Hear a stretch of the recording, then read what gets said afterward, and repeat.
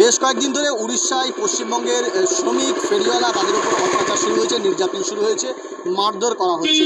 এরই প্রতিবাদে আজ নওশাদ সিদ্দিকী তিনি কলকাতার উৎকল ভবনে যান এবং সেখানে উড়িষ্যা সরকারের নিযুক্ত যে সেকশন অফিসার তার সঙ্গে সাক্ষাৎ করেন এবং এই ঘটনা যাতে না ঘটে, বাঙালি শ্রমিকদের যাতে কোনো রকম অত্যাচার না করা হয়, বাঙালি ফেরিওয়ালা ব্যবসায়ী তাদের উপর যাতে না কোনো রকম অত্যাচার হয়, সে বিষয়ে তার কাছে কিন্তু একটি ডেপুটেশন জমা দেন নওশাদ সিদ্দিকী। যদিও ইতিপূর্বেই মাননীয় মুখ্যমন্ত্রী মমতা বন্দ্যোপাধ্যায়ও এই ঘটনায় উড়িষ্যার মুখ্যমন্ত্রীকে ফোন করে খোঁজখবরও নিয়েছিলেন এবং আজ নওশাদ সিদ্দিকী একেবারে সরাসরি উৎকল ভবনে উড়িষ্যা সরকারের নিযুক্ত সেকশন অফিসারের কাছে কার্যত হুঁশিয়ারি দিয়ে এসেছেন যে যদি আগামীতে এই ধরনের ঘটনা বন্ধ না হয়, এই যে বাঙালিদের ওপর অত্যাচার, বাঙালিদের ওপর নির্যাতন, বাংলাদেশি সন্দেহে তাদেরকে মারধর, এটা যদি বন্ধ না হয় সেক্ষেত্রে আগামীতে কিন্তু উৎকল ভবনের সামনে তারা অবস্থান বিক্ষোভে বসবে, তার দলের কর্মী সমর্থকদের নিয়ে অবস্থান বিক্ষোভে বসবে, এমনটাই কিন্তু কার্যত হুঁশিয়ারি দিয়েছেন নওশাদ সিদ্দিকী। কি বলছেন তিনি সরাসরি শুনব।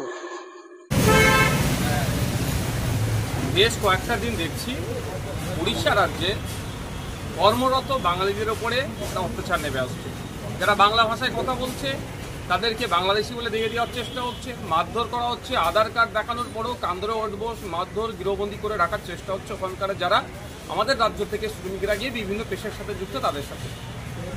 এর ফলে বাংলাতেও একটা বিশৃঙ্খলা হতে পারে। কারণ এটা ডেটাটা আমি দিয়ে রাখি, ওয়েস্ট বেঙ্গল থেকে 21 লক্ষ শ্রমিক ভিন্ন রাজ্যে কাজ করে, আর আমাদের ওয়েস্ট বেঙ্গলে প্রায় 1.5 কোটি শ্রমিক আছে ভিন্ন রাজ্যে। উড়িষ্যার শ্রমিক আমাদের রাজ্যে কাজ করছে। আমাদের যেমন লোকজন উড়িষ্যায় নিয়ে কাজ করে ডিউটি হচ্ছে, উড়িষ্যার মানুষ আমাদের বাংলাতে কাজ করছে। তাদের সাথে যে আচরণ হচ্ছে উড়িষ্যা সরকারকে সেই জন্য অবগতি করার জন্য এখানে আপনার সেক্টর অফিসার আছে, সেক্টর অফিসারের মাধ্যমে উড়িষ্যা সরকারের যিনি মুখ্যমন্ত্রী আছেন তাকে জানানোর জন্য অবিলম্বে এগুলো বন্ধ করা হোক, বাংলা ভাষা বলার জন্য বাংলাদেশি তকমা দেওয়া বা তাদের উপরে যে অত্যাচার নেমে আসছে বন্ধ করা হোক, আর যারা এই ধরনের বিশৃঙ্খলা করতে চাইছে তাদের বিরুদ্ধে ব্যবস্থা গ্রহণ করা হোক। এই মর্মে আজকে এসে সেক্টর অফিসারকে একটা ডেপুটেশন দিয়ে গেলাম।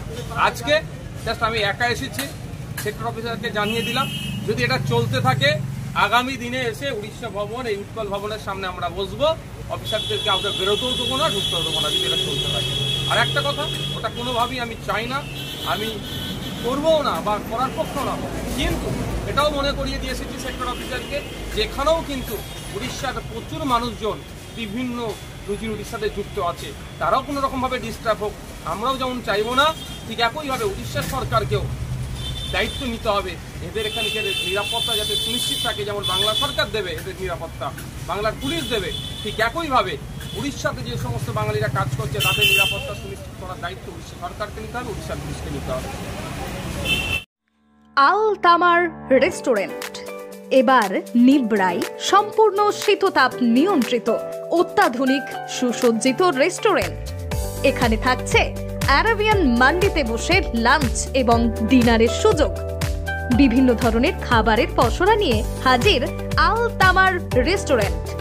যে কোনো অনুষ্ঠানের জন্য বুক করতে পারেন, থাকছে কনফারেন্সের সুবিধা। আমাদের ঠিকানা নিবড়া হারুন মার্কেট, ডোমজুর। যোগাযোগ করুন 9123608838। আরাবিয়ান মান্ডির স্বাদ গ্রহণ করতে হলে আপনাকে আসতেই হবে আমাদের রেস্টুরেন্টে। তাহলে আর দেরি কেন, আজই আসুন আল তামার রেস্টুরেন্টে।